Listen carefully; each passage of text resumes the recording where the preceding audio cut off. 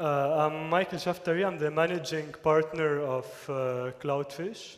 Cloudfish is a company that helps businesses cope with all their data needs. As you've probably heard the buzz, we've entered the age of big data in the last couple of years. It's all we've been hearing around us. There's a lot of hype around it, but I think it is a justified hype. What is happening is really tremendous with all the changes that are happening, with all the sensors that are appearing around us, with all the platforms that are allowing people to create content at an unprecedented rate. We have changed the way we perceive the world, the way we experience the world. We are seeing the world today in a way that no one ever saw it before. We are finding out things about us, about the world around us, about businesses, about people that have not been known before. To illustrate that, I want you to think a bit about a typical street block in any big city, and think about all the sensors and data being created all around. If you start just above the street and think of all the cameras counting number of cars passing, calculating the time the cars are taking to pass traffic flow, you have the pollution sensors that are counting CO2 and a million other chemicals in the sky. You have rain sensors that are counting the amount of rain, etc., etc., etc. If you go down to the street, every car now is measuring a million variables in its engine and different aspects of the car. If it's a modern car, it's even beaming all this information straight to the manufacturer as you're driving down the street. You have your GPS that's calculating your location and your speed. You have your mobile phone of every driver that's texting and messaging and writing stuff and creating information all along. On the side of the streets, you have the different businesses that are counting the number of people passing in front of them. You have really, it's the amount of data being generated is humongous. And just one figure to illustrate that. Every 2 days, so the time span of this conference, our generation is creating as much information as the entirety of humankind has ever created. Every 2 days, we are creating as much information as the Greek civilization, the Roman civilization, as the great Alexandria library, Eastern philosophy, Western philosophy, all that you are creating this amount of data every 2 days. We're able to do that thanks to a couple of things, mainly how cheap technology has become. We're able to put sensors everywhere and measure a million things. We have all the new media channels that are allowing anyone to create information at a very quick pace. And the cheapness of storage. We have creating all this information and all this data. It's very easy for us to keep it, to put it in databases and warehouse it for long periods of time at not very much cost. If all this data stays hidden in databases and no one looks at it, it's not very useful. So the real challenge in that field is analyzing this data. And here I just want to talk about one example. It's an old example by now, but it still is, I think, the best way to illustrate how powerful this can be. Target is a retail chain in the US, a very big retailer. They have millions of customers, and they have one of the best data collection and analysis services. They collect information about every purchase their customer does. They put it into a database and analyze it. The way they analyze it very briefly is by finding patterns, so they know if someone is buying those two products together, they're very likely to buy this third product with it. So what they do once they identify someone who bought those patterns, they start pushing ads and they communicate with them to try to push them and convince them to buy the third product. So a few years ago, there was a teenage girl that went to Target. She went, shopped there normally, left Target, and unbeknown to her in the background in those systems, there was an alarm that was triggered. The system had identified that she had bought 25 specific products, and those 25 products meant that she was probably pregnant and needed to be targeted with pregnancy ads and have pregnancy-related products pushed to her. So she goes back home, starts receiving ads for pregnancy products, for pregnant lady products, tips on how to manage a pregnancy better. The problem is that she wasn't pregnant. Her dad freaks out. She was a teenage girl, makes a big scandal out of it, goes out on media. It was a big story back then. Well, the problem for the girl, it turns out, is that she was pregnant, but she didn't know that she was. She hadn't, she didn't know yet. She got tested afterwards, and turns out she actually was pregnant. Target was just by analyzing some data, by analyzing patterns of data, was able to know before this girl that she was pregnant and communicate that to her. So it's really a very powerful tool that goes into things that are still we don't know about. We're still at the very, very early stages of the data analysis age. We can collect a lot of data today very easily, but we still analyze very little of this data. And this is what Cloudfish actually does. We started working on identifying different niches where businesses can really need to have data analyzed to improve, to leverage all this data into actionable insights for their business. I'm going to briefly talk about two products that we have before moving into some cases. One of our main products is called Octopus. It's a platform for aggregation and reporting of all this data. So think of any retail business today. They have data being gathered from really a bunch of systems. They have their sales data, they know how many items they're selling, but they also know how many people are walking into their stores, how much time they're spending in their stores, they know how much they're spending on their media, what people are saying on their Facebook accounts, what they're saying on their Twitter accounts, how many people are visiting their websites, how many people are clicking on their ads. It's a very simple business that has a lot of data that's being generated. And right now, they have very little tools that are affordable and easy for them to centralize all this data, see it all together, and really leverage all that. Because all of it is linked. How much people are clicking on their ad is indirectly linked to how much they're buying, and then at the bottom line of the business, there's a line that needs to be drawn there.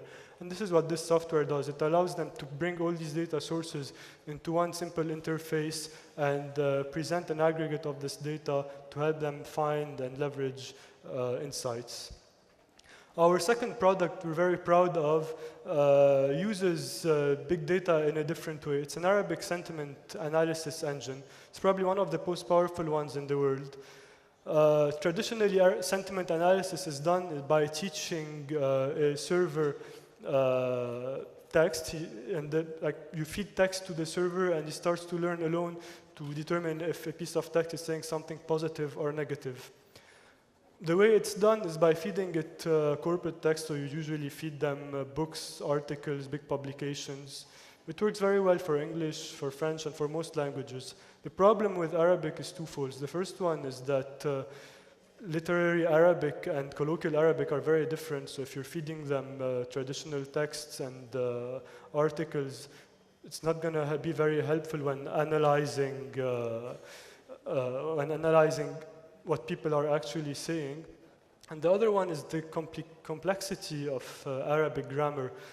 Compared to Latin languages, Arabic is a very complex language, so the computers have a much tougher time to try and understand how it works. Thanks to the huge amount of data that's being generated in Arabic on the web now, compared to all the classical corpuses, if you look at the web corpus, you have much more data there. We're able to leverage that and create an Arabic sentiment analysis engine with more than 80% accuracy, which we believe is one of the most accurate ones around the world, and you'll probably be hearing more about it in the coming months. So,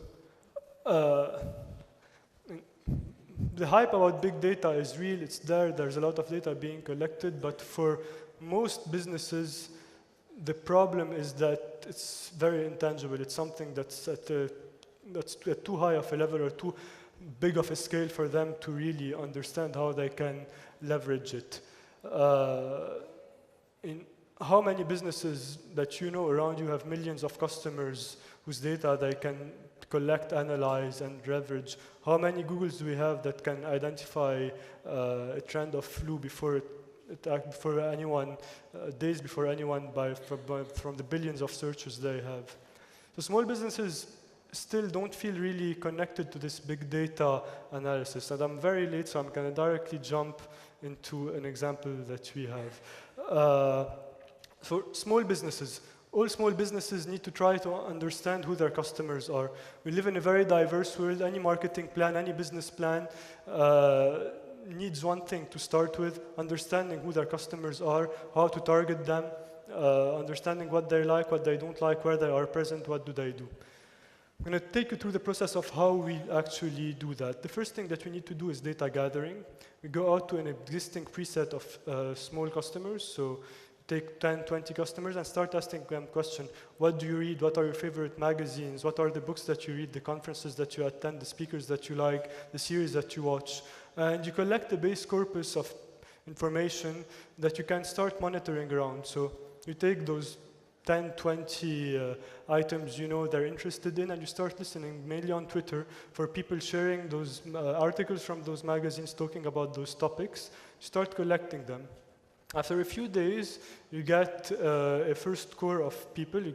Usually we do it for a week. We start gathering around 100 people that would be in our core audience. We go back into their history, so we see what they've been tweeting for the last year or two, what are the links, the topics they're tweeting about, and we can at this point start having a really more interesting set of topics and publications to track. We listen again. A few weeks later, we now have hundreds of thousands of tweets, thousands of people that would probably be part of our audience and tells us a lot about our audience. And it's time to analyze the data, and this is the interesting part. How do we analyze all this data? We have all those hundreds of thousands of tweets. We do something called term extraction. So we take out programmatically the topics that are being talked about in those tweets. You can know who are the people that are being talked about, what are the topics that are being talked about, what are the publications that are being talked about, etc., etc. And we do link extraction, so we extract all the links that are being shared, and this tells us also a lot about the stuff that is being read, being watched, being interacted with. So now we know what people are talking about. What we do is sentiment analysis. So we analyze what are people saying about these things. Do they like these people? Do they like these topics, or do they hate them? Do they like these sites, or do they hate them? So now we know what people are talking about, and we know what they feel about them. What we do next is network analysis. So we take all this, start putting it together, and build lists. So we know we have this group of people that all read these kind of things, like these kind of things, watch these kinds of videos. And it's much easier here to have some human intervention on the group level instead of on individual levels to say, okay, we're not very interested in this group of people, we're more interested in this group of people. And we're able to rank those. So, okay, these are the people that are the most interesting for us. These are the publications that are the most interesting for us.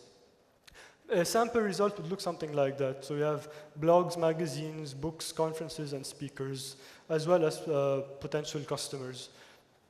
Presented like that, it doesn't mean much, but if we arrange it like that, what we have is a complete marketing plan, or almost. We have a media plan. We want to advertise. We know what are the blogs and magazines you can advertise with. We want to sponsor. We know what are the conferences that our audience is watching. We know what are the events they're attending. If you want to bring a speaker, we want to partner. We have potential partnerships. And if you do any direct marketing, we have our list that's already there with their contact information. Do we have time for one more example? All right. Another industry, even smaller industry. Restaurants. Restaurants live and die by public opinion.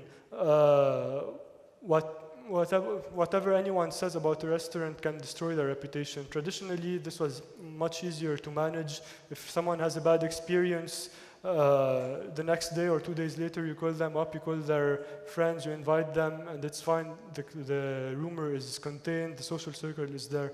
Today, before even you know it, someone has a bad experience, they've already tweeted about it, posted to all their friends, and within 10 minutes, the whole world knows about it, and you are completely clueless sitting in your restaurant not knowing anything about it.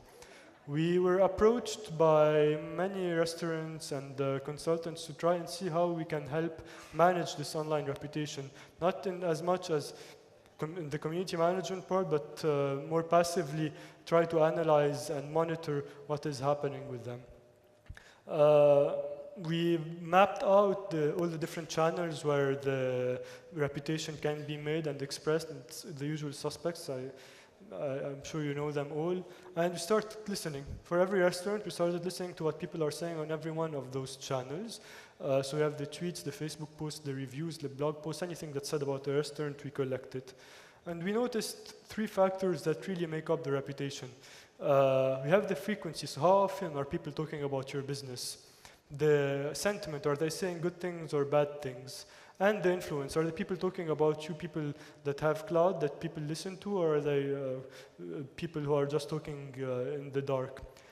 When we have those 3 variables, you're able to really put a number on the actual reputation of a restaurant.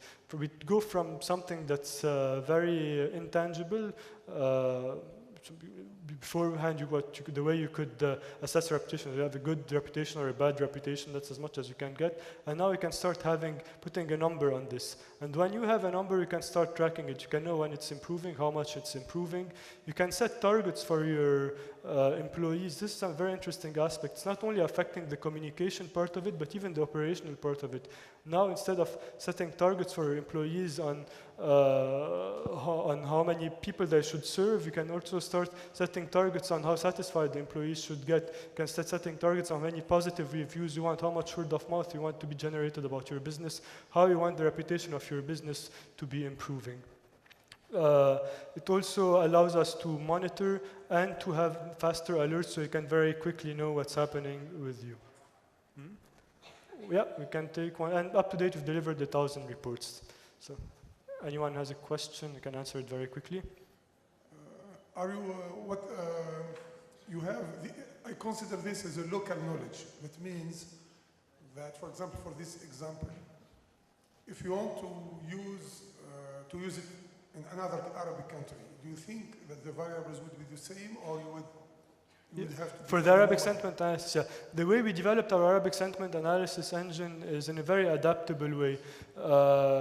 So the way we do it, we have our basic corpus that can work on any topic, but we also have developed a unique system where we can customize it based on the country that you want to be analyzing it. So if you want Egyptian Arabic or Saudi Arabic or Lebanese Arabic, and on the topic as well. So if you're analyzing business, it's different if you're analyzing a sports topic or if you're analyzing reviews. And our system can take all those variables into account. You can create a customized set based on your needs to gain even higher accuracy numbers.